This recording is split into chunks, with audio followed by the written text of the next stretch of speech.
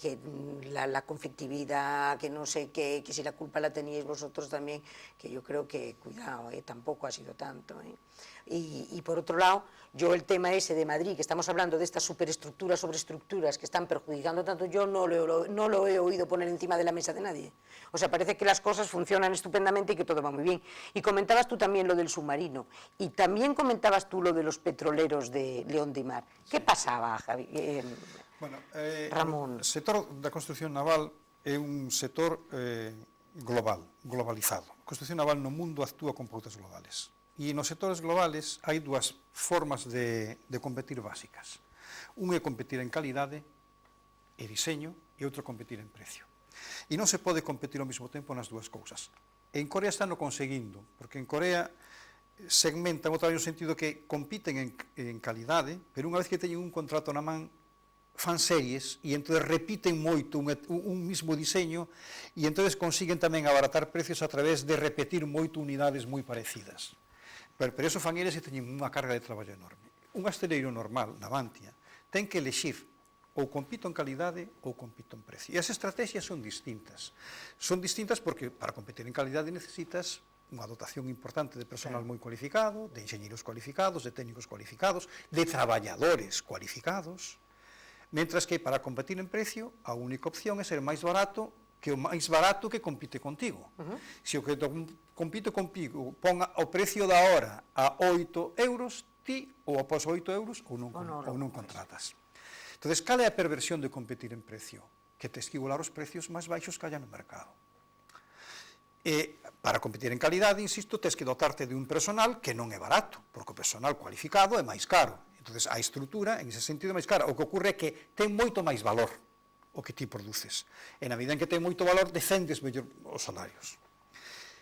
Que ocorre con Navantia? Navantia sempre foi un asteleiro que intentou competir por diferenciación, por diseño, por innovación. Se contrataron os barcos de Australia por ese criterio. Para eso necesitas unha estrutura determinada e un personal determinado. Pero, claro, con ese personal non podes construir, non podes actuar como subcontratista, que é o que está facendo Navantia co contrato con a naviera Ibaizábal para os petroleros de Ondimar en Puerto Real. Non podes competir, porque ti eres caro frente aos chineses, que son os que poden fazer ese tipo de traballo. E entón, que ocorre? Que eso é unha pura competencia en precio. Navantia, ao conseguir esa carga de traballo, entrou en donde, na miña opinión, non debería de entrar, que é a competir en precio. E entón, competindo en precio, estás competindo contra salarios moi baixos que hai no mundo. Pero, ademais, con outro problema. A documentación técnica é elaborada por Daewoo. O material é proporcionado por Daewoo. Aquí o único que facer é montar un mecano que ven en paquetes de obra todo xa desde Corea. Veñen todo, chapa todo, ven para os bloques, veñen como empaquetados, e a ti aquí o montas. Pura competencia en precio con salarios baixos. Que ocorre? Hai un problema aí. E o problema é que se a productividade que che exixe Corea, porque eles teñen que entregar os barcos a naviera Ibaizábal en un plazo determinado, e eles se fixan un contrato en función da súa productividade, todos os datos, eu podo demostrar a quen sea, a productividade en Corea é entre un 30 e un 40% máis alta que a productividade en España. Productividade a igual número de horas traballadas, Sí. Entón, se eles fixan os plazos de entrega en función da súa productividade, na información que ven aquí, virán unhos plazos de entrega en función da productividade coreana, que aquí non se vai cumplir. E iso vai incorporar importantísimas penalizacións. Entón, eu sei que os sindicatos teñen a responsabilidade de pedir carga de traballo, pero a carga de traballo depende de que condicións, e esa carga de traballo é, na miña opinión, é un contrato envenenado. Non o contrato de Australia, porque é un contrato natural para Navantia, pero existe outro contrato. O sea, este contrato es que no se puede contratar, no se puede contratar por contratar. Hai que saber si por precio. Por precio, claro. Por precio non se pode contratar porque por precio hoxe está China. Porque eso lo dices tú, está envenenado ese contrato, claro, porque logo a la larga e entón é certo que presionaron moitos sindicatos para conseguir ese contrato, carga de traballo, que se va, pero para mí é un error. Claro. E é un error que eu penso que non lle vai dar o resultado final de Navantia. Esperemos a ver como se cerra ese contrato, pero cando ese contrato este terminado, eu creo que a situación patrimonial de Navantia vai estar moito máis empobrecida aí. E por que decías tú antes lo del submarino? Porque a lo mejor los telespectadores no saben de qué iba el proyecto del famoso submarino. Claro, submarino... Pues el submarino, cuenta un poquito lo que era el submarino. O submarino... Y el desastre de ese submarino, porque un submarino que no flota... Hai poucos países no mundo que son capaces de fabricar submarinos. Bueno. Poucos países no mundo que son capaces de fabricar submarinos. Navantia antes, cando dependía do Ministerio de Defensa, podía plantear unha cousa. Eu quero desarrollar un novo modelo de submarino. E o presupuesto de defensa o teria que pagar, porque teño que innovar para producir un submarino, e non sei, o sea, non sabemos facer submarinos, é unha cuestión moi complexa, e iso son gastos de investigación que van con cargos presupuestos do Estado. Se se producen desviacións dos submarinos, serían con gastos os presupuestos de investigación do Estado ou do Ministerio de Defensa. O problema é que, ao ser Navantia unha empresa que non depende do Ministerio de Defensa, sino que depende da SEPI, Navantia é unha empresa. E se Navantia fai un contrato, e ese contrato estaba fixado en 600 millóns de euros, e ao final ese contrato se levan gastados 1.000 millóns de euros e non está terminado, hai 400 millóns de euros que perde a empresa. Non son gastos de investigación que antes podían ir a cargo do Ministerio de Defensa. Non, eso pasa directamente aos resultados da empresa como unha perda. Iso é un problema. Que ocorre? Que hai que tragar esa perda. Aí, bueno, estou lendo, estou reproducindo o que lín en prensa internacional. En prensa internacional se dice que o submarino tiña problemas técnicos de control de pesos. Que houve comentar a eslora 7 metros dese submarino. Claro, aumentar a eslora dun submarino 7 metros non é cortar e alargar. Iso é un sobrecoste tremendo. Despois que o sistema AIP, que é o de inserción de aire para sumerxirse e emerxer, que non funciona correctamente. O lín en prensa internacional, e que se produce un gran desvío. Entón, dicen que armadas que estaban interesadas en un modelo de submarino parecido a Mistral francés, pero máis barato, que é o que iba a ofertar España, un submarino pequeno, máis barato, etc., que estaban interesados, pero que irse a un submarino que xa ten 7 metros máis de eslora, e que se vai dos 600 millóns, vai aos 700 ou aos 1.000 millóns, que xa non lles interesa. E o interés por esa obra decae. Co cual, a empresa se tragou o marrón de uns gastos de investigación, que terían ser gastos de investigación e desarrollo que deberían ao cargo presupuestos do Estado, pero non do presupuesto de Navantia. A empresa se tuvo que tragar o marrón desos gastos, e entón esos gastos os está repercutindo ahora. E eu penso que parte dos 170 millóns deste ano parte salen de aí, además da súa actividade, e non vai ser para este ano, sino hai de haber que tragar ese marrón do submarino durante varios anos, repercutindo en perdas durante varios anos. Fundamentalmente, non? Porque non hai interés en que esta empresa funcione ben. É dicir, nós cando falamos dos técnicos, estamos dicindo que Navantia pode ter os mellores técnicos na actualidade. É dicir, e nós temos as universidades aquí, ingenieros técnicos, ingenieros superiores, e están entrando compañías, como vos decía, de enxeñería, que son homes e mulleres enxeñeros en prácticas. E nos decimos, e cando falamos de innovación, porque claro, aquí cando dende a dirección da empresa dicen que é necesario o I+D+I, pero non ese I+D +I que din eles. Nos decimos que temos que confluir universidade, a empresa, Ministerio de Defensa, Xunta de Galicia e o Goberno do Estado en confluir en que zona vamos a diseñar unha fundación, chámalle como queiras, e vamos a investigar a partir da construcción que estamos facendo que outras cousas para intentar a diversificación podemos facer. E para iso hai que poñer diñeiro, pero hai que poñer a técnicos. E eu digo, non se pode, como se está funcionando en este momento a Navantia, así non se pode funcionar. Se ten que funcionar con transparencia, porque estamos nunha empresa pública, temos capacidade de ter os mellores e os temos que ter. E os sindicatos é o que estamos defendendo. A nosa empresa se defende traendo os mellores, e para iso hai que demostrarlo e hai que ser con transparencia. Mira, fortalecendo as alianzas locales. Iso, de verdade, insisten moito coreanos e xaponeses e alemáns.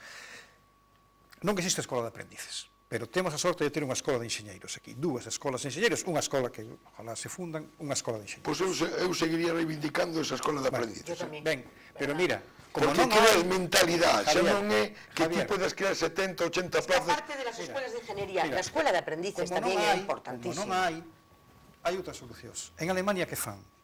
En Alemania, nas zonas onde hai constitucional importante, as escolas de formación profesional teñen un módulo no que o estudante estudia, pero as súas prácticas as fai nun asteleiro, como un traballador do asteleiro.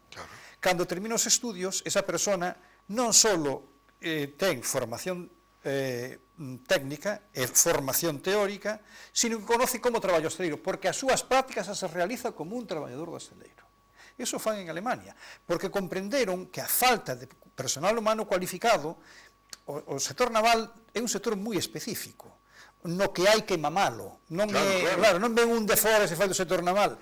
Entonces, pues temos aquí escolas de formación naval, delle un módulo ustedes de construcción naval, e os aprendices van a facer as súas prácticas ás empresas. Me imagino que eso no existe en formación profesional aquí en Ferrol. No existe. O sea, lo que parece tan obvio no existe. E eso diría traballadores cualificados. Sí. A escola de ingenieros navales, industriales de aquí, a Politécnica, tiña que ter un módulo específico de formación e xestión para o sector naval, específico, darlles unha formación específica. E se pode quedar esa alianza. Eso para que vexades a pouca importancia que se lle dá, porque ti dices, non, está declarado estratégico o sector naval, pero que pouca importancia se lle dá, porque eso, dende a universidade, dende a formación profesional que nós tamén reivindicamos, desde que se elimina a escola de aprendices, que eu seguiría defendendo, é dicir, hai ese sentimento. Pero é a alternativa que dice Ramón, tenemos esa formación profesional. Pero alguén terá que pensar cal é a actividade principal da comarca de Ferrolterra en este momento dende o punto de vista industrial, Navantia. Non queda outro. Outro é a administración pública pura e dura. Xunta de Galicia, sanidade, educación, non hai outra industria. Alguén está pensando con esa vontade política de que Ferrol salga de... Pero cuando se habla de sector estratégico, me perdonáis, ¿quién dice que es un sector estratégico? ¿Quién lo dice? ¿En Santiago o en Madrid? Pregunto. ¿Para quién considera el sector naval como sector estratégico? De boquilla para fora todo o mundo declara o sector naval como sector estratégico. De boquilla para fora, tú lo acabas de decir muy bien, pero realmente non lo considera nadie. Sería entrar en outro debate, pero está moi ben eso de decir que o sector naval é estratégico. A mí me gustaría, sei que en este momento non vai a poder ser, que pasou cos astilleros civiles nos anos 80 e pico. Cal foi a conclusión para que non existiran astilleiros públicos civiles en este país? Porque non me creo de Bruselas. Eu sigo dicindo o mismo. Tú non te lo crees. Non. Bueno, eu sei a historia esa porque a conocí de primeira má, pero bueno, xa é unha historia moi antigua, non? Todos os asteleiros públicos perdían, os civiles, é certo, pero en aquel momento, cando se fixo a reconversión, Europa non apuntaba que houbera, por exemplo, que non apuntou a Astano. Europa dixo, ten que reducir carga no sector naval, pero Europa non exixía, recomendaba que a reducción se fixera onde eran menos eficientes. E o asteleiro menos eficiente en aquel momento era o Porto Real. As perdas por empregado, teño os números, en Porto Real eran 2,5 veces as de Astano. Astano perdía, pero perdía pouco. En Porto Real perdía 2,5 veces por empregado que en Astano. Bueno, onde se fixo o proceso da reconversión? Astano. ¿Por qué? Porque pesaron factores políticos. Claro, el voto estaba asegurado en Andalucía. Está claro. Eu teño outra teoría sin ser máis inteligente que nadie. É dicir, aquí, dende a entrada de España no mercado común, houve cuestións que pasaron por diante de nosa e parece que as obviamos. Aquí acabouse a agricultura, a gandeiría, a pesca, a construcción naval. E todo era moi bonito cando decían que miles de millóns de euros viñan para España para facer que? Paseos marítimos. Javier, pero falemos do futuro, mira. Entón eu digo, eu non é que teño unha teoría, digo eu, pero seguramente por parte do Estado español en aquel momento hubo unha renuncia a cambio de diñeiro. Totalmente de acordo. Pero vamos a falar do futuro, mira. Entre o ano 2008 e o ano 2011, os gastos en I+D en construcción naval no mundo aumentaron un 74%. E por países, o país que máis invertiu foi Alemania, curiosamente, que invirte en I+D o 3,9% do valor engadido bruto dos hosteleiros.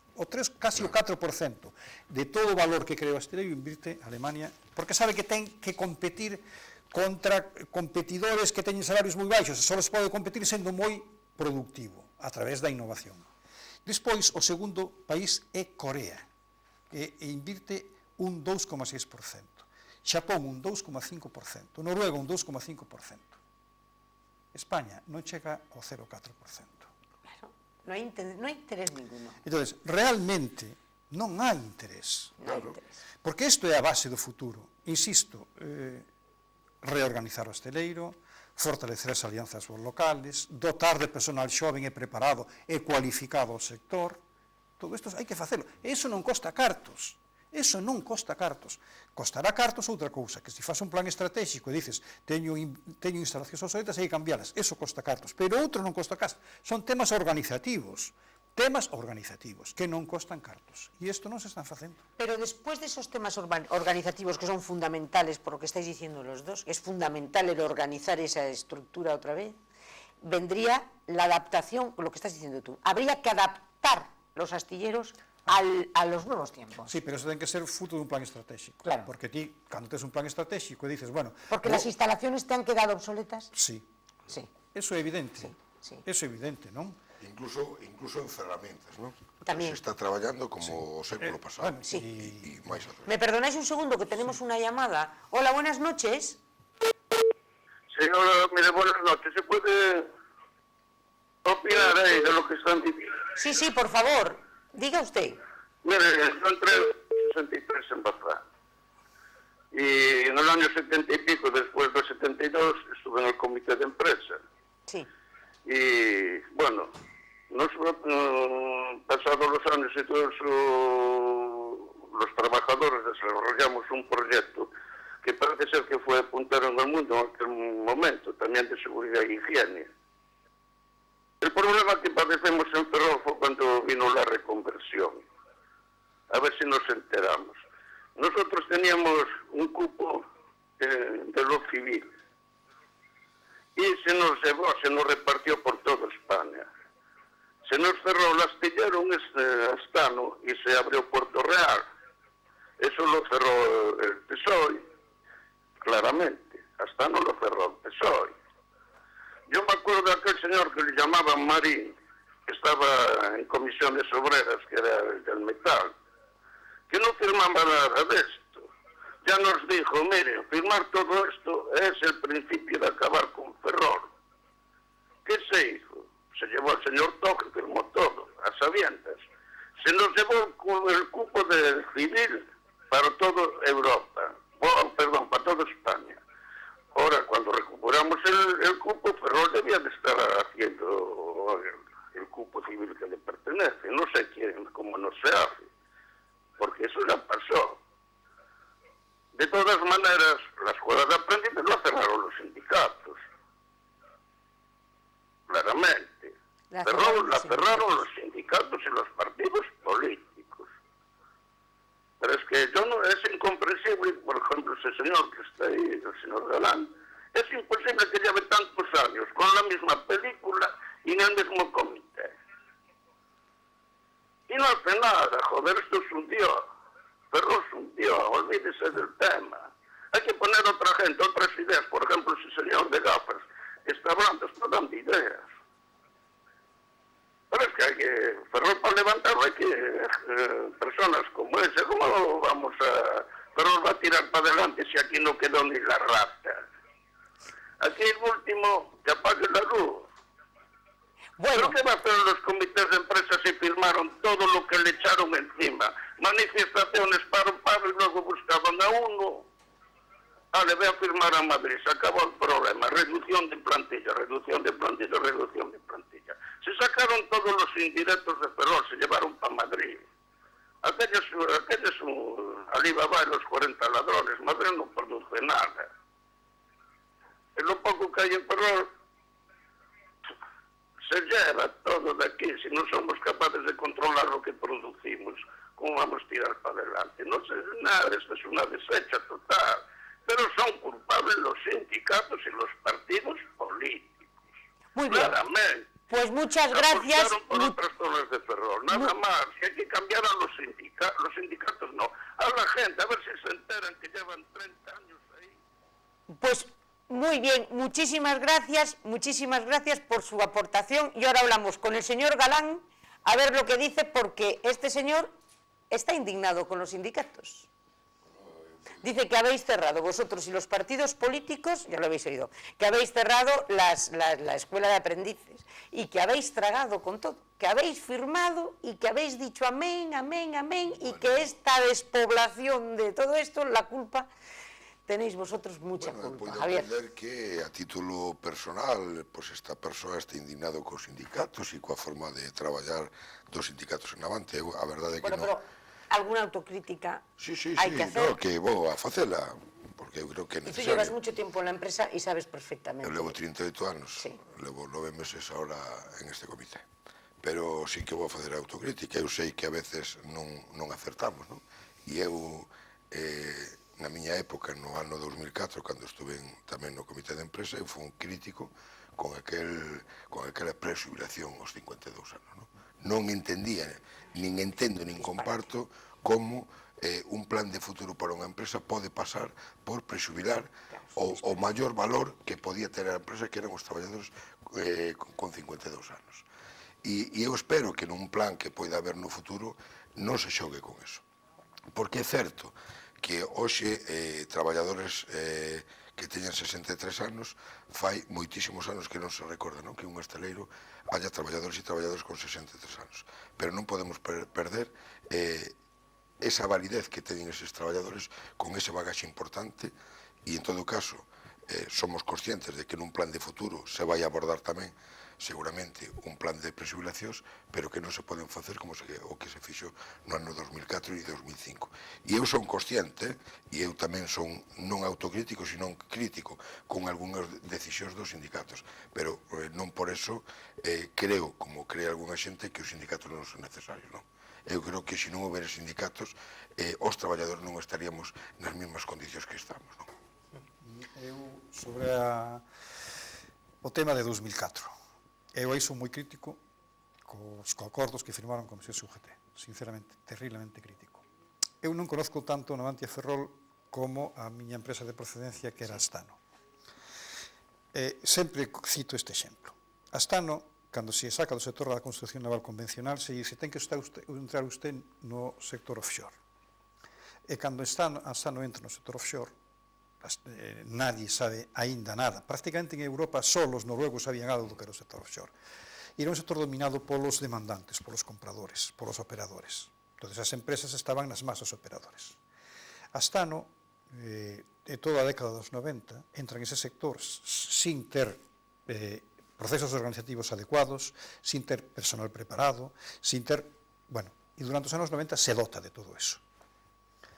E acaba definindo o FPSO famoso, ese tipo de buques, de unidades, que teñen unha grande complexidade técnica, que aquí non se lle dou importancia, pero ten unha gran complexidade técnica, en base a un departamento técnico moi cualificado, novo que rejuveneceu, en base a freelance que contratan de todo o mundo a dirección da empresa, e Astano volve a ser competitivo entre o ano, a partir do ano 2000. Entre o ano 2000 e 2004, Astano non perde diñeiro, sino que está ganando diñeiro, está producindo, é un axente cualificado do sector offshore, se gana unha posición.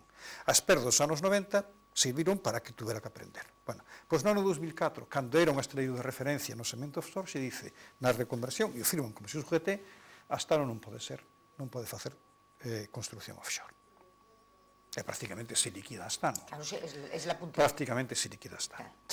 Eu poño contra eso o que se fixo na reconversión en Italia. Cando se fai a reconversión en Italia, Fincantieri, tamén se dice usted ten que dedicarse a outro segmento de actividade, se dice buques de pasajeros, grandes buques de pasaxeiros e tal. Fincantieri entra e perde moitísimo diñeiro, porque non sabía, perde moitísimo diñeiro.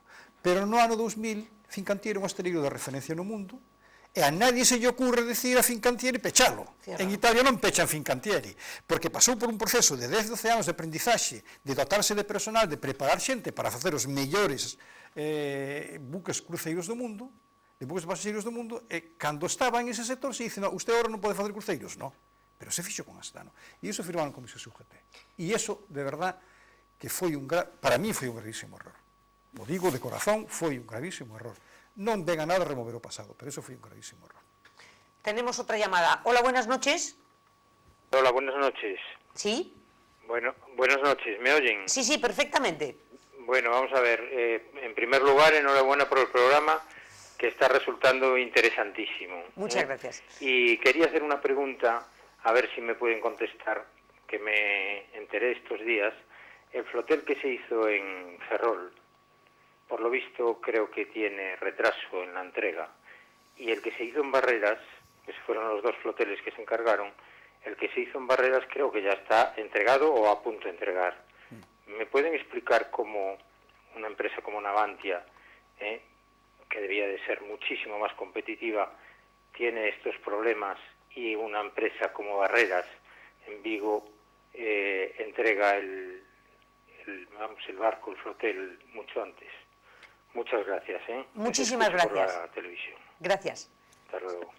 Bueno, xa falamos ao longo deste rato de programa, non? Pero non é certo que Barreras o teña entregado. É certo que recientemente sacaron o buque a comprobar máquinas e nos o temos pintado e con un retraso creo que importante. Eles creo que o entregan en xuño deste ano, é dicir, para o mes que ven, e a nos tocaría no mes de xullo. É dicir, algo que é imposible, que en traballe dentro sabe que vai a ser imposible que o 16 de xullo... El motivo del retraso? E, home, Javier o explicou, non? Se fixo un novo organigrama, unha nova asignación de responsabilidades... Houve un problema de enxeñería importante, donde os planos non chegaron a tempos para a configuración e o diseño dese buque, houve un cambio organizativo, é un barco totalmente novo, que non é tan complexo como pode ser unha fragata, un LHD ou unha OR, pero é un barco de menos porte, pero que non estamos acostumbrados a facer. Moita habilitación. E toda unha serie de cuestións, pois unha demanda moi importante de subcontratación, con xente, con moita xente que incluso non había traballado nunca en Navantia, etcétera, etcétera. Pero fundamental, dentro do noso punto de vista, é a mala organización que se diseñou a partir dese momento para a realización dese buque. E o tema de enxeñería, importantísimo. Pero eso es imperdonable. Imperdonable. Eso es imperdonable. O sea, es que yo estoy alucinando. É que Barreras e os hosteleros de Vigo, que ahora ten problemas, pero conservan, digamos, unha estrutura moito máis flexible que a de Navantia. Ademais, é lógico que Navantia non pode facer polo mesmo coste un barco que Barreras, porque Navantia ten unha estrutura e un organigrama pesado. Parte das perdas dos señores de Madrid hai que cargarlle ao flotel de Barreras, porque ti, se tes unha unidade que produce gasto, ese gasto non o podes levar directamente a perdas. Ti ese gasto tens que repartir entre as obras que estás facendo. É un criterio básico. E entón, que ocorre? Que parte das perdas do flotel para Pemex está cargando con todas as ineficacias da empresa, con todos os excesos da empresa, eres ineficaz en costes, o que non debe ser é ineficaz en tempos. En tempos non debe ser ineficaz. Eso a mí me parece absolutamente imperdonable. Es imperdonable, completamente. Sinceramente. ¿Quién es el presidente de Navantia? El señor José Manuel Revuelta. ¿Y este señor? Pues este señor es el presidente de Navantia. Y entonces yo me imagino que ahí volvemos al inicio de todos los problemas.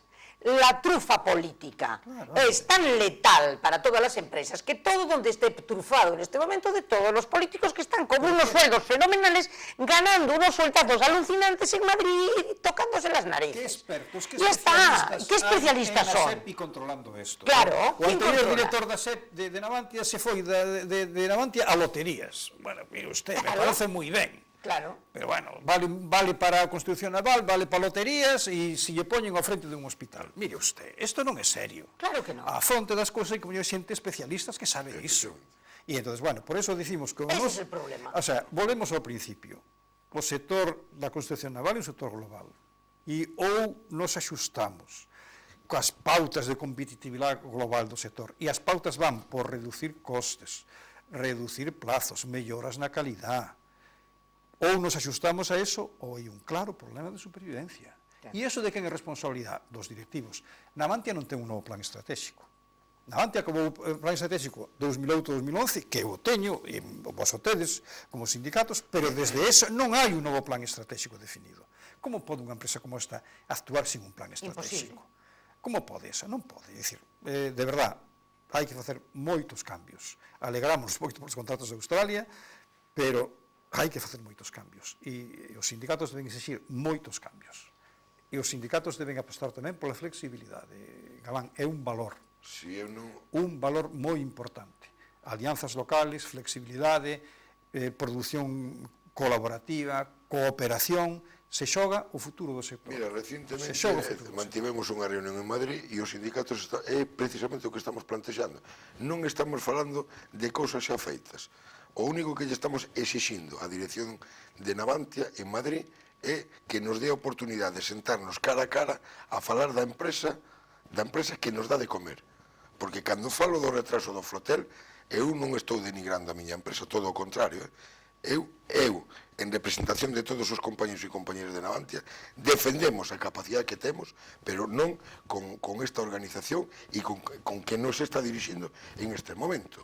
É dicir, pero é normal que ante un contrato que mediáticamente dos mellores dos últimos 9 anos, un presidente que se digne non veña a Ferrol e vaya a Compostela a darlle pleitesía, e non o digo con mala fede, porque señor PP, como que fora o goberno que fora. É dicir, que obxecto ten que non o presidente, senón unha parte importante do staff de Ferrol se vaya para Santiago a ser recibidos polo presidente da Xunta de Galicia para darlle conta como se tuveran algo que ver ahora o presidente da Xunta de Galicia. Pero non será máis normal que veña Ferrol a agradecerlle aos traballadores que gracias ao bon facer dos traballos anteriormente feitos a Australia fomos capaces de conquerir un novo contrato. Non sería moito máis honesto, incluso que se colgue unha medalla el tamén como presidente, pero sería máis normal, porque gracias aos traballadores que fomos capaces de facer eses buques, os LHDs, etcétera, etcétera, home, algo teria que ver este contrato, porque este contrato non se fixo antonte. Ven tramándose dende o ano 2008. Pero daría un paso máis. Non tiña que vir nin a Ferrol, nin a Compostela, a ningún dos sitios, porque agora con unha videoconferencia, o amaña desde Madrid, e aforramos gastos de hoteles, de avións, de non sei que, de comidas, de non sei cuánto, porque esos gastos ao final caen sobre as obras que fai Navantia, e hai que aforrar. Os centros de gasto hai que minimizalos. Os gastos dos centros de gasto teñen que ser mínimos. Solo deben gastar os centros productivos. ¿Y vosotros creéis que esta reorganización de la empresa es posible? Sí. No, digo que es posible. Hay voluntad para hacerla, porque ya se sabe, si no se hace es porque no se quiere hacer. Eu creo sinceramente que hai pouca voluntad. Vamos a ver, cando o presidente da SEPA e o presidente das empresas públicas o determina o goberno de turno, e ademais, e eu me atrevo a decir, que seguramente dunha maneira amiguista e non pensando en que necesitamos os mellores en cada un dos postos das empresas públicas, porque a min faime gracia, non? Cando se denigra a empresa pública, é que a empresa pública o único que xenera gastos e gastos e gastos, pero as grandes empresas privadas, cando se lles acaba a tarta do que non é público, aparecen, e hoxe dábamos conta aquí, Acciona está aquí, Ferrovial, que nunca traballou en Navantia, ni na antigua Bazán, está aquí, nin sabe nada del sector. Entendes? Entón, quere decir que nós o que necesitamos como empresa pública non Navantia, calqueira é ter ao frente alguén que saiba ao que se vai a dedicar. E un presidente que ven que non era do sector da construcción naval non pode vir e, pois, a ver, e ti, vamos a diseñar un organigrama de que non. Por iso nos decimos, e non reclamamos solo a representación dos traballadores, sino moitos traballadores que hoxe son mandos, e seguramente tamén mandos intermedios, que teñen moito que decir, porque levan 30 e 40 anos traballando en esta empresa e saben como fabricábamos e como estamos fabricando en estes momentos. Cal era a mellor forma de traballar, que non digo que fora mellor, nin cando era Bazán, nin Izar, nin Navantia, pero funcionábamos. E se hai algo mellor, o tenemos que falar, non se pode impoñer pola forza. Por eso eu digo, e ti decías, igual os sindicatos tedes que ser máis flexibles en como acometer unha nova estrutura e unha forma nova de traballar. O caso de Barreras en Navantia, nos floteles, é a prova do algodón. Uno funciona y los otros no. Bueno, pues hemos llegado al final. Yo os agradezco muchísimo que nos hayáis ayudado a dar un poquito de luz a esta situación, porque no era oro todo lo que relucía. Yo he oído titulares de estos muy políticos, de que ya empieza el nuevo ciclo, vamos para arriba, salimos del túnel. Bueno, yo creo que es un buen contrato, Ojalá No que hay eso ninguna sea duda. la antesala de otros mejores contratos, Hombre. pero lo que sí también es que o esto se reestructura o desde luego no hay futuro. Y la reestructura pasa porque ustedes, señores políticos, que sé que nos están escuchando, porque, señores míos, este programa se oye en muchos sitios y se ve en muchos sitios, en Santiago, en Madrid, por internet, donde queramos, pero yo sé que nos están escuchando y muchos. Y es un programa que a veces ha resultado muy polémico y ha dolido muchas veces. Para eso estamos, ¿eh? Para decir las cosas como son, coger el toro por los cuernos. Y también les digo, saquen ustedes políticos las zarpas de todos lados y dejen trabajar, porque nos jugamos la supervivencia de la ciudad. Por lo tanto, déjennos salir del túnel, por favor. Muchas gracias y hasta el próximo miércoles.